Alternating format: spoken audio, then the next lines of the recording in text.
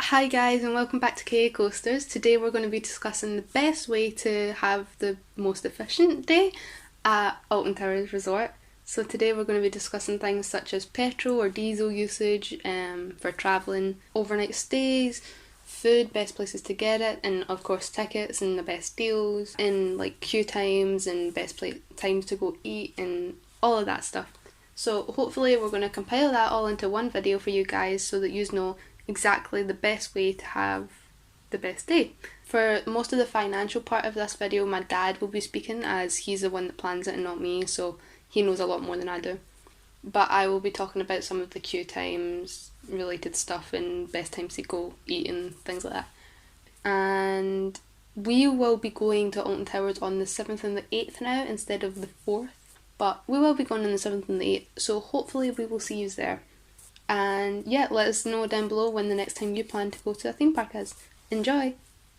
Okay, so as Rachel's advised you today, I'm going to talk a bit about the pricing on the best economical way to go around your day at Alton Towers, how to get there, where you can stay nearby that we found really good on price, and also about the journey itself. So what we'll do is I'll run through a few things first of all. Tickets first of all. You would always book the tickets before booking any accommodation and things like that, or at least check the price on tickets before booking accommodation. So tickets purchased online are more than 5 days in advance is definitely the cheapest way. It's £34 for 12 years and over, or £28 for under 12s, and obviously under 3s go free. Now, if you have a Tesco club card and take advantage of the vouchers, Tesco will triple your spending ability through their boost scheme, which means for about £11.50 a club card vouchers, that gets you an adult day pass. I also think you can purchase a 2-day ticket as well with the Tesco vouchers, which is a definite if you are going for a weekend break. But obviously you can see which way it works out best for yourself. So with ourselves, I'm just going to base this pretty much on a family of 4, just to give you an indication. So a teenage family of 4 paying at the gate, you'd be looking at £58 for each over 12. So for 4 people, just turning up on the day, that would be a total for one day in the park of £232. If you were to buy your tickets 5 days or more in advance online, that would come down dramatically to £136 for a family of 4. And if you were to buy 5 days or more in advance with your Tesco vouchers, that would work out at only £46 at Tesco vouchers.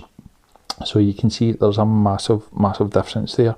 For those with a disabled guest, the disabled guest would get 1 free carer and 50% off the gate price for up to 2 additional carers.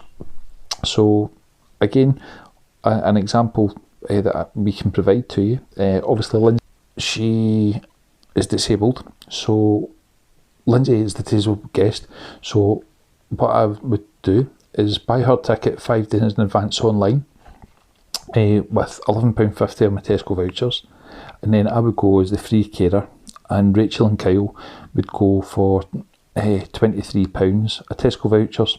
So technically it's a free day out whenever you use your Tesco vouchers if you have enough to cover it. So you'd only be looking at £34.50 of club card vouchers. Obviously if I didn't collect club card points, I would buy all my tickets 5 days in advance online.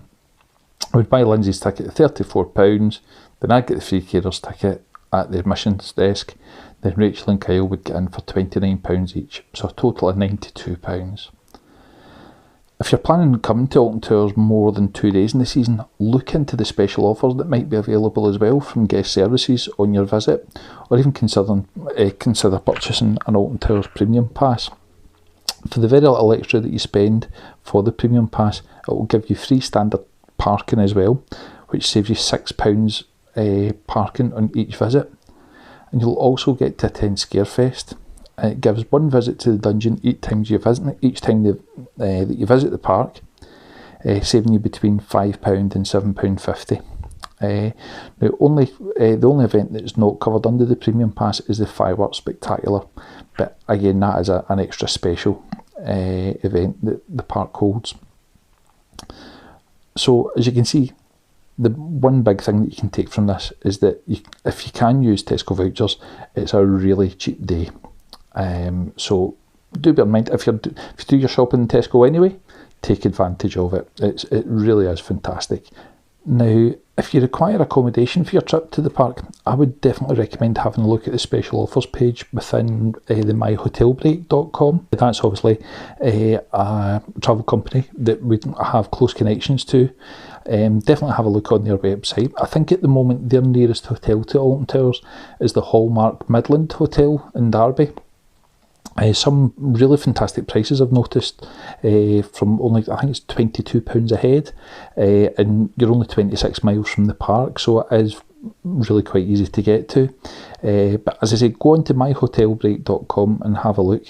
If you do have any questions about it, let me know, and I'll certainly try and speak to my contacts at the business. Obviously, the reason I'm doing this video is to give you the most cost-effective way of going to the parks. So, for Alton Towers, we always stay at Travel Lodge in Crewe. That's located just off the M6, so it suits us whenever we're travelling from Scotland down. It's just off the M6, and again, not too far away from the park. Again, booking in advance is key. I've secured my stay for the 4th of July and the opening weekend for the tiny wee price of £30.99. Now, the £30.99 is for a family room on a flexible rate, which gives a king-size bed and 2 single trolley beds. And it also gives me the ability to cancel up until noon on the arrival day. I would normally just go for the saver room, which is non-refundable, which obviously you do get a bit cheaper. But with the COVID-19 issues, so as I said, for an extra £3, it's definitely worth it, just to have the refund option there. And as I said, Travelodge Crewe is located, it's only 30 miles from the park, so when I drive there, it's normally about 30 minutes drive to get from door to door. Within the perimeter of the hotel car park, there's a Chinese takeaway, there's a Subway, a Greggs, a Co-op supermarket, and a family pub as well, which serves your kind of traditional British pub food, and it's all really, really tasty. Again, these are all great food options for you to take advantage of instead of paying the higher prices in the park. Speaking of food, in the park itself, there is all the usual fast food outlets which provide a really good selection of fast food. The park food is priced as you would expect, a wee bit more than what you would spend in the likes of McDonald's, but I'll be honest and say that I prefer the park food to McDonald's, etc. That's just my own preference though. There is a really lovely Indian outlet called the Eastern Express, I'm sure. I really highly recommend that. But just also the Just Chicken outlet as well. Highly recommend the donut chicken burger. I never thought I would like it, but it is really, really tasty. And you certainly wouldn't need to eat anything else for the rest of the day. But it's lovely for a treat. I think that donut burger, I think it's about £8.50 for the meal, and I think Eastern Express, I think I've only ever had the likes of chips, or I think I actually had a chicken kebab in it once, and that was about £5-6, so it's still very, very good value. So when it comes to travelling to Alton Towers, I can only speak about driving from Scotland. It takes me on average about 5 hours door to door, which includes a 20-minute stop just to stretch the legs. It's not essential to stop, but when you're travelling as long a distance, I would normally say it's a safe option to take a break, and you'll certainly feel the benefit of it when you get to the park. For the 600-mile round trip, dependent on the size of your car and the road conditions, and obviously the driving style, you can expect to use approximately 75 litres of fuel. Last time I was down, I used about £80 of diesel, so it'll be interesting to see how well my new petrol car performs this time around. I hope the information that I've provided today is of some use to you. And if you have any questions, please don't hesitate to contact me, and I can try and find or give any other information out to you. Other than that, I'll hand you back to Rachel. Okay, so now we're on to the queue times. So queue times at Alton Towers can vary most of the time, but as you can expect, Usually the big rides have the longer queues, i.e. Smiler, or the newer rides such as Wicker Man or Galactica, along those kind of lines. So, in my opinion, when you first arrive at the park, you can do one of two things.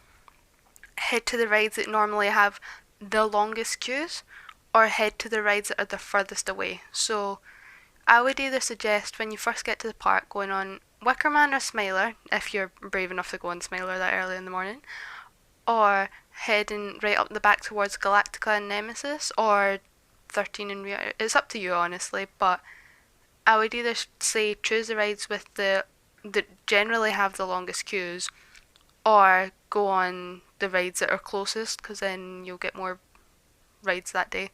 But just keep in mind, if you go to the rides that are closer to the entrance, then in general, like more people are going to be there, obviously. So, example, Wickerman's right next to the entrance pretty much, so quite a lot of people would just head straight there. I suggest getting your food at not normal food people time. I don't know how else to explain that, but basically, for example, most people would have their lunch between like, I don't know, 12 and 2ish, and I say either have an early lunch or a late lunch. And same goes like on Scarefest days, like have an early dinner or a late dinner. So people normally have dinner between like 4 and 6, I would say. So either have an early or a late dinner, in my opinion. So I hope that helped you guys. And yeah, thanks to my dad, obviously, for giving all the financial information because I had no clue about that. But yeah, I hope this video helped you, and we'll see you next Friday for a new video. Thanks, bye!